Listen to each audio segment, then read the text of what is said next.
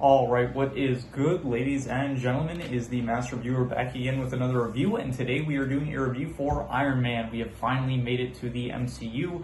I've reviewed all of the Marvel movies up until this point, and yeah, we have finally made it to the MCU, so big milestone. And before we begin, we also hit another pretty big milestone. We hit 90 subscribers, so big thank you. It's actually, we're coming up, we're 10 subscribers away, and I think as of the current date, we are 5 days away from the 1 year anniversary on the channel, so that will be pretty cool because I think we will be hitting 100 subs at hopefully around the time that we hit 1 year on the channel. So that is a pretty exciting time that we're in right now. So yeah, anyway. Yeah, so this is it's like a pseudo rewatch because once again, this is a movie that's similar to some other movies I mentioned in the past where it's like a movie that I did watch before in the past, but it's been so long at this point and there was a lot of stuff that I did not completely remember. But for the most part, I remember most of what happened in this film. And yeah, so it is like mostly a rewatch, but pseudo rewatch. That's like the term I use for the movies a rewatch, but like one that was from a very long time ago. So yeah, anyway. So yeah, let us just get into it, starting off with the plot. So the plot of the film is that basically at the very start, you have Tony Stark. He is in this van with some soldiers, and then immediately gets blown up. And then it cuts back to actually what happened like 24 hours earlier, something like that, where it does show off Tony Stark as being this really like does this montage of like Tony Stark kind of like how he came to be in the position that he's in, of being the owner of Stark, or the one in charge of basically Stark Industries. He's like this genius. He's an inventor and stuff. He has won awards and stuff. Basically after the montage finishes, there is a scene of Rhodey presenting an award to Tony, but he's not there because he's at a casino. He ends up leaving the casino. This reporter ends up trying to question Tony. He ends up sleeping with her, so he's showing off he's like a playboy, rich billionaire. And so, yeah, then from there, skip ahead a bit, he ends up going to the Middle East. I'm not exactly sure where, but he ends up showing off this new Tony Stark Industry product, the Jericho missile, which is basically just a missile that has like I think tracking technology on it, maybe something like that. So this missile, very powerful. It's like it shoots a missile and then it shoots like a bunch of other offshoot missiles like from the original missile. Very powerful weapon basically. And so he shows it off to the U.S. military, but then his envoy gets ambushed, and then yeah, I guess I'll just spoilers for those of you who don't want to be spoiled. This movie's like almost 20 years old at this point. It's like 18 years old currently as of the current date. So, but yeah, anyway, it's stated much later on in the film that it was Obadiah Stane, Tony's partner in business, that ended up sending out the hits on Tony. Basically, he was the one that like caused the Tony's like envoy to get attacked. Basically, so Tony is now captured by the Ten Rings, this terrorist group that is. They like use Stark Industry products, and they want Tony to build the Jericho missile for them so that they can use for terrorist purposes, I guess. So anyway, so he ends up meeting this guy Jensen. Jensen is the guy who saved Tony's life because in the whole explosion, there was some shrapnel that ended up going into his. I forgot the term. I forgot the. It is somewhere in his like atrial septum. I think it was. He said like some part of the heart basically that there was shrapnel that was like about to enter it or something like that. I don't know. I'm not a doctor, I guess, so I don't know the specific, like, I can't describe exactly how it works, but basically there is shrapnel in an area that if it progresses more, then it will end up killing Tony. So this guy ends up making this device that causes like an magnetic field, which, let's see, my phone is a little battery there. I should actually probably, I do have the charge. Oh, I don't have my computer with me right now, so okay, it's fine. We have 20% battery, so I think this should be enough anyway.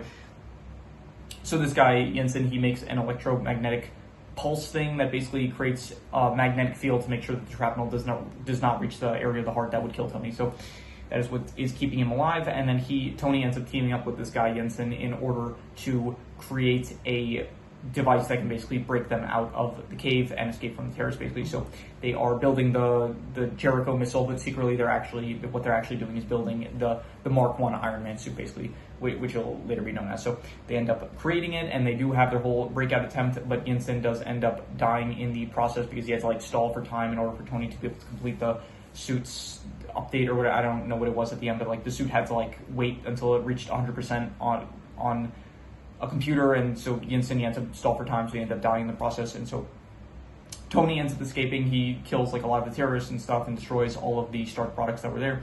He ends up making it back to America, and then he has a press conference basically saying that he is changing the direction of Stark Industries, and that he's they're no longer going to be a weapons manufacturing company. So this makes Obadiah mad. It makes Rhodey mad as well, because he is like head of the military, and it also, just like everyone is like shocked by this development with Tony Stark's personality, basically, of like being against basically the whole thing that his whole personality was kind of built around, of not specifically just that, but like a big part of him was like the whole Stark Industries and like weapons manufacturing and stuff. So anyway, so Tony now develops the Iron Man suit basically until it gets to, like, a lot of the rest of the film is Tony just developing the suit, making it better, improving it, doing like test runs with Jarvis and stuff.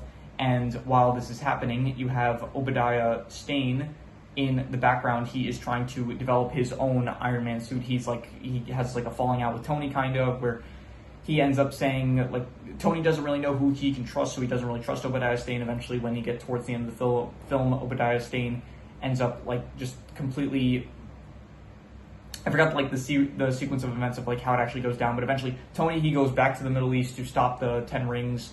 Then Obadiah Stane, he basically, like, I think Tony sends Pepper to Stark Industries in order to get the files on what's going on with Obadiah Stane. I forgot exactly why he sent her. Like, I don't know why he himself couldn't go get it, but I think that may have had something to do with like Obadiah, him knowing that Obadiah doesn't trust him, and so Pepper is like more, it would be less suspicious if Pepper went to retrieve the files. But anyway, he sent Pepper to get these files. I don't remember why he actually sent her to get the files, because that's actually making me curious. I'm going to check now, and while I do that, I'll charge my phone, so give me a second here. Okay, I checked just now, and so from what I understood, I think Tony, like, understands that at some point, I think the reporter that he slept with early in the film, she comes to him basically saying, like, that I forgot what it was, like, basically that the terrorists, they have Stark weaponry, but then he would have known that because he was captured by the terrorists. So I forgot now what the reporter even reported to him. So okay, the more I think about this, the more questions I'm raising to myself that I'm forgetting the answers to. So give me one more second here. Okay, so after some more research, I guess how it went down was that Tony saw that the terrorists had access to his weaponry, but he didn't know for certain that it was Stark Industries that was shipping them the weapons. And then when he finds out that the village that Yinsen was from was under attack from the terrorists that had access to his weapons, I guess he was like, okay, how is it that they still have access to my weapons? And he just, I guess, assumes that, okay, someone is doing dealings not on my behalf with these terrorists and stuff. So that leads him to, so then he ended up sending Pepper in order to do the espionage, because he could not, because I guess Obadiah was like, he had access to like the security of the, like he wouldn't have been able to do an online hack into the system, because I guess Obadiah Stane would have been aware of the hack, I guess, or something. So he had to send Pepper in person to get it. Anyway, skip ahead. Basically, you get to, I think, around the end of the film.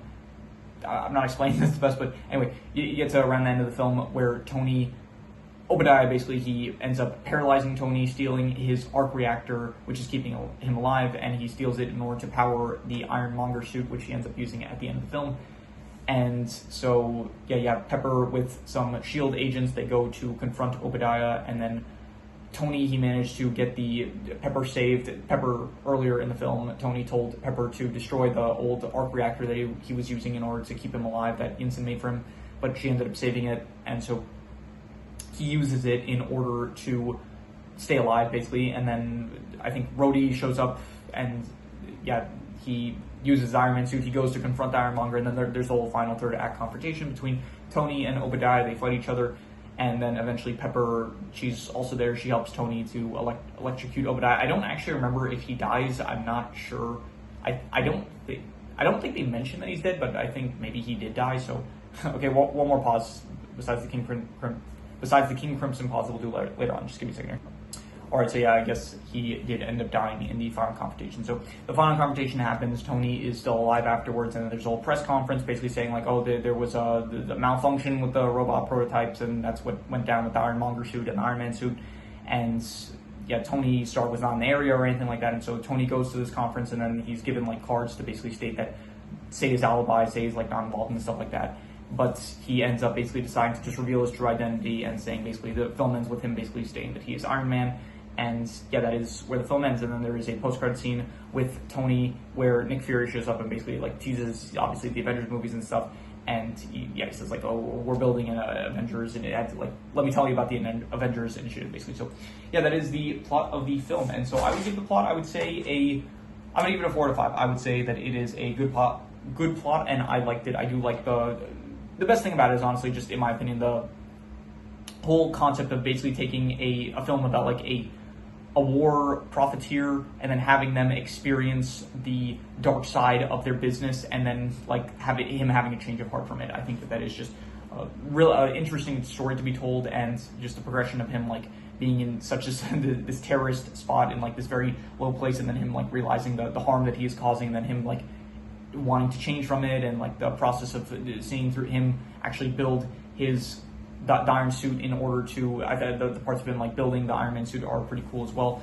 And yeah, so I give the plot like 4 to 5, I would say. And I don't really, the whole thing with like Obadiah, his whole motive is just like, he's I guess a war profiteer as well. He's like more, I guess he doesn't care about the downsides of it, like the ethical questions about the business. So when you get to the final act, it feels just a bit, I don't know, this is like, I guess, where you would, with this being the first MCU film, it does feel like a bit, the final act does get it, like people have criticized the MCU of like the final battles all feeling a bit generic and stuff. And yeah, I would say that this one does feel a bit boring, where it is just like 2 Iron Man suits that fight each other. It's a bit, we'll get into this more with action, but I would say that like, it's a good plot, but towards the end it does feel a bit like boring. I would say like just superhero, I don't want to say slop, I don't really like that word when people use it, because it just feels, the word itself feels overused. And it's meant to like describe stuff that feels like very plain, boring, and generic that is overused. So I would say like it's a good plot, but it definitely does like falter a bit towards the end, where it just gets into like a bit of just generic superhero stuff, I would say. In terms of the characters, I think Tony Stark is a very interesting character. I think Robert Downey does a good job with the character. Obadiah Stane, he's a fine villain, but he's, pretty generic, nothing too interesting. Just like this guy that's working with Tony, but that is revealed to have like betrayed Tony because he is just profit incentive, basically that kind of villain of like, oh, I'm doing this for the money, he's in the war business and he's not willing to give that up, I guess. So Pepper, I think that Pepper was, she was good, again, like a lot of these MCU romances, I think as of the current points, my favorite MCU romances are probably like Reed Richards and Sue Storm from Fantastic Four, and I would say The Punisher, and I forgot the name of the girl that was in the Punisher movie, but those are like my favorite romances so far. This is just another kind of generic romance where it's fine, they have some fine moments, but I just don't really care for her too much, and a lot of Pepper's character is just honestly her being in love with Tony, I guess, or her helping him out whenever she can. So yeah, Obadiah, I mentioned Obadiah Stane already. You have Rhodey, and he's played by Terrence Howard, and I am aware of like Terrence Howard these days. He is doing some wacky stuff, I'll say that, with the whole I did go down a bit of a rabbit hole like with the whole teriology and stuff. Like I know that's a big thing of the actors, what's going on with the actor nowadays. So yeah, but so I will say I did actually like his performance as Rhodey. I do think that it is honestly, I kind of liked it a bit better than Don Cheadle's performance from what I remember, but maybe on rewatch I will like Don Cheadle's performance a bit better. But yeah, I think that Terrence Howard definitely did a good job with the character of Rhodey, and the character of Rhodey is just good as like being this friend of Iron Man that does care for his well-being, while at the same time like kind of being very upset with like his antics and like his personality of like being so unserious about things. So I think that he was good. And besides them, Agent Coulson, the face of S.H.I.E.L.D., I guess, for the movie, besides Nick Fury when you get to the post-credit scene, but Agent Coulson did pretty good, I guess, just most of the film. He was trying to get an appointment with Tony or Pepper, I guess. There was also, I think Happy was also in this at the start. I think it was like Tony's driver, and I do know like he's probably gonna, from what I remember, he like makes more appearances like in the later films. But yeah, this film he was barely noticeable, but I do think he was in it from what I remember. So, and besides them, is there anyone else that I'm forgetting to mention? Yinsen, I think that he was good for like the start of the film, like someone for Tony to kind of bond with, I guess, during his hostage situation. And yeah, the terrorist, very generic, not that interesting with any of them, I would say. And I think that is, yeah, that's mostly characters, I would say. So in terms of characters, I would go with like a 7 out of 10. I would say pretty good characters. I did enjoy them. Yeah, definitely Tony Stark is just a very good protagonist. And yeah, in terms of the settings, I think that you have Middle Eastern areas, terrorist kind of areas, I guess, caves that they're at. Definitely did paint a good job of like the situation they're in. It definitely felt like a pretty tense area for them to be in, like Tony at the start. Besides that, there was nothing really.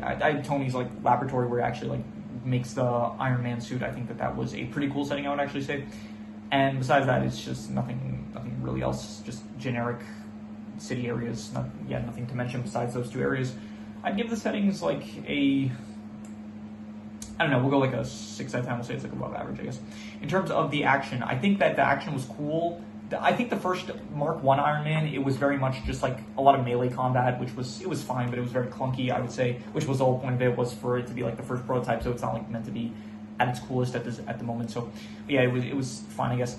When you get to, I think the best action was definitely when you had just Iron Man going to fight the terrorists towards the middle of the film, where it's like he took the Mark 2 and he did just end up just fighting off the terrorists, and like just however it was, like he was bulletproof, he was shooting blasts at them, getting the auto lock on specifically the terrorists in order to save the hostages, blowing up the tank. I thought that was like a great explosion scene, and so I did like that. And when you get to the final act of the film, I also like all the flying scenes when it's like testing out the Iron Man suit. I thought that was cool.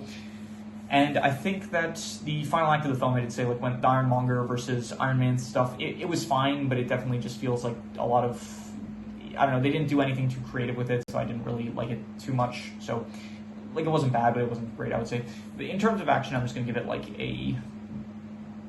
I'll go like a 6 out of 10. I want to say. I'll be generous. I'll say 6 out of 10. It's not my favorite. It's definitely like nothing too creative, I would say, but definitely like we've definitely seen better action from like previous films and like X-Men or Fantastic Four, stuff like that. But yeah, I would just give it like a 6 out of 10. I would say.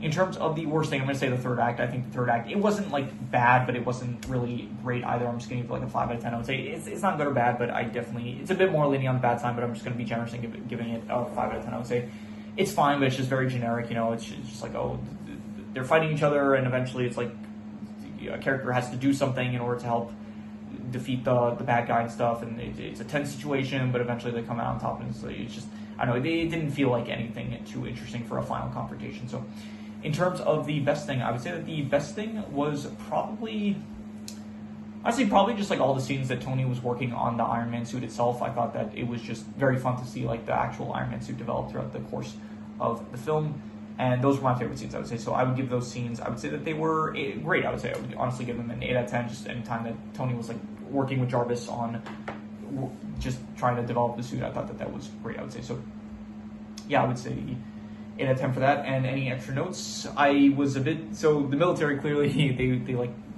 I wrote down military doesn't detect flying metal object. Like Iron Man, like Tony, he was testing the suit by flying around the city. I'm actually not sure what city this takes place in, but he's like flying around the city, and I would assume like the military has some sort of technology to be able to track like giant flying metal objects just like in the sky, like to, I don't know, it's something that looks like there's no like missile detection systems like somewhere. So I'm just surprised. I would think that they would be able to detect something like that. But then again, like an actual scene where the fighter planes were trying to strike him down, they couldn't really see him at a certain point once he, like at certain points during the dogfight, and I guess when he hung on to one of the planes, I guess. So maybe the technology is not as developed as, is not as capable as I thought it was. So yeah, that was the only extra note I wrote, so I'm going to do the calculations. So King Crimson. All right, so it ends up coming out to a 6.5, which would be good, but I would give it higher than that. I think I would definitely give it like, I would say between a 7.5 to an 8. I would say I thought it was between very good and great. And I think that it would have been an 8, but honestly, the final third act just does bring it down a bit for me, I would say. So I'm going to be harsh with that. I'm going to give it a 7.5. I would say that it was a very good film, but definitely, yeah, maybe if I let it marinate, maybe it would go get a bit higher. But for now, I'm just going to give it a 7.5. A very good film, definitely a good start to the MCU. And yeah, so first MCU film that we reviewed, pretty big accomplishment that we finally, after, I don't even know how long it's been, but yeah, it's been a while, but we finally made it to the MCU, and so hopefully we can get through most of the films. Like I am focusing a bit more on like variety now. You should see now we did a review and rankings for Creature Commando, Star Wars Vision, so we are getting a bit back to the variety and not just on momentum for the viewer recommendations. So, but I am still going to try to get the viewer recommendations done. So the Marvel films, I'm still working on Phineas and Ferb. We're going to get to the some other franchises that are for your recommendation, but there should be a bit more variety in the channel. But yeah, anyway, so yeah, once again, big thank you for 90 subscribers. Really do appreciate it. Really do appreciate it. Any of the subscribers, the commenters, the viewers, the recommenders, anyone that is interacting with the channel in any way, shape, or form. So once again, big thank you for 90 subscribers. Really do appreciate it. And yeah, that is pretty much all there is to it. So let's leave it at that.